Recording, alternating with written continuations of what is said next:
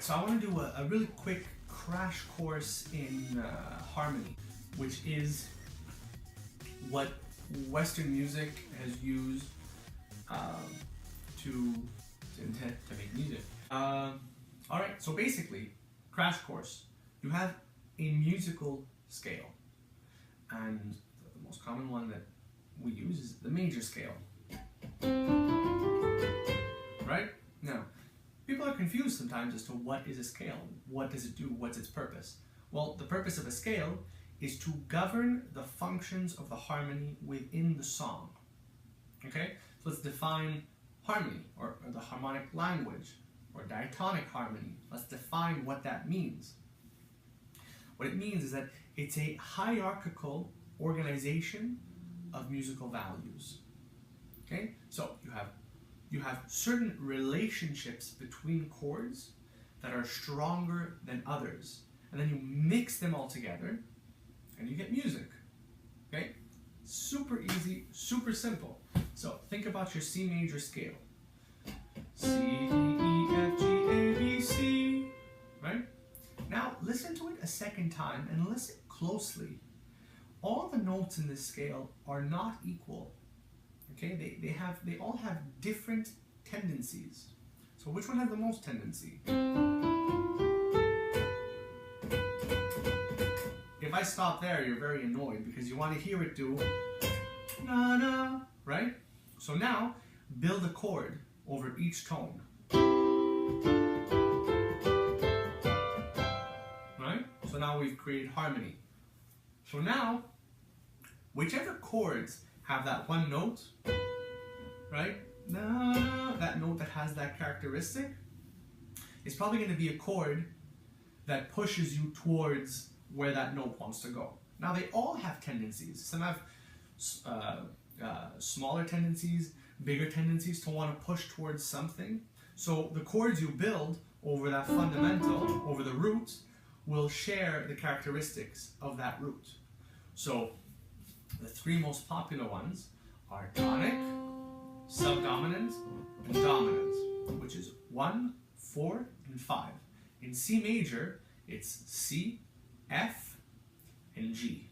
Okay, I've redefined those terms because they're a bit old. So you can think about it this way, it's more clear. The C is your core. It's your core because that's where everything is related to C. If you're in the C major scale, and we've said that the major scale governs the function in the music, then if we're on C major scale, C is the core. It's what governs the function of the music. F. F is known as the subdominant, but I call it a prelude because it leads us to what I call lead chords. And lead chords are the dominant. They're the ones that push us, back to the core. So now I've created this relationship, which is a tendency to do 1, 4, 5, 1, right? So all of music is a version of that journey. All of music is a version from your core back to your core. All of it. Even if the song stops in the middle, even if the song stops in a different key. This is kind of what Heinrich Schenker said, who was a theorist. He said all of music is basically just 1, 5, 1 with stuff in between. And that's true. So you think of songs. Think of Let It Be. When I find myself in times of trouble, Mother Mary comes to me for one. Right? It's all just, I'm filling up the empty space to make the music more interesting. So we've done 1, 4, and 5. But obviously there's other scale degrees to build chords over. So there's 1, 2, 3, 4, 5, 6, 7, 1. Right? So all of those have different tendencies. And I've put a PDF at the bottom so you can see, at the link below, so you can see where they can go and where they don't go. So your first mission is to just play with those chords, right? And write down the Roman numerals, because they're expressed each with Roman numerals. Write down the Roman numerals and just play with different progressions. And ask yourself, am I at the core? right? Am I pulling away from the chord? Does it want to go back to the chord? Because really what you're doing in music is you're playing with that relationship always. No matter if you're doing it harmonically or in a different key or in a different idiom. If you're using a Mixolydian scale, all your tones have tendencies because it's all based on the type of instruments we have. So, you know, you might ask, well, why the hell is this important? Well, it is important. There's like 40 million songs on Spotify. Like, what's going to make your song stick out? You know, if you know how music works and how it functions, you're one step closer to making something more creative or more original. And you have 500 years of Western music to compete with. So you can either compete with the 500 years of Western music, or you can learn from it and create something new. Right? Because that's what great composers did. That's what great songwriters do.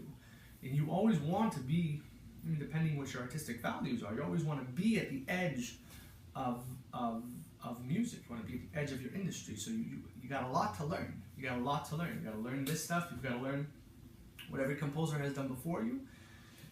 And you got to learn what everyone's doing today. Because the alternative is to kind of somehow land on it by luck or chance, the way so many people have.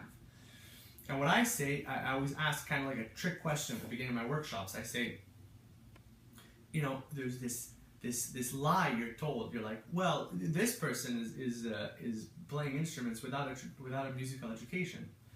That's wrong. That person has a musical education. It's not a traditional music education, right? He didn't go to a conservatory, but he must have learned how to play that instrument somewhere and how to write songs. You don't learn it by accident. This is a complete lie. People are just born with a gift to play. People are born with the affinity to play. Mozart was born with the affinity to play music. But he was not born with the skill to write music. He was open to the ideas of learning, and he himself said in a really great quote that there is not one artist before me that I have not diligently studied. And same for Beethoven. Beethoven labored over his work so much. And same for modern artists. You know, when you think about the process Radiohead goes through when they record, or the process Arcade Fire goes through when they record, it's a laborious process. So I'm just giving you this kind of quasi-traditional language to use. I'm just putting a language on the technique. It doesn't mean that any of those guys don't use it. And you have a far greater advantage understanding this stuff than if you're just running blind. So I think that this is a good foundation of just understanding how chords work within a scale. So the best thing you can do is just play around with those chords and see what it gives you, and keep your ears open. Learn the relationships of the chords. It's very, very important. And as you craft your aesthetic ability and you learn how to navigate your way through chords, then you can start attacking more and more complex ideas and hopefully end up writing something pretty cool. All right, thanks for listening. Ciao.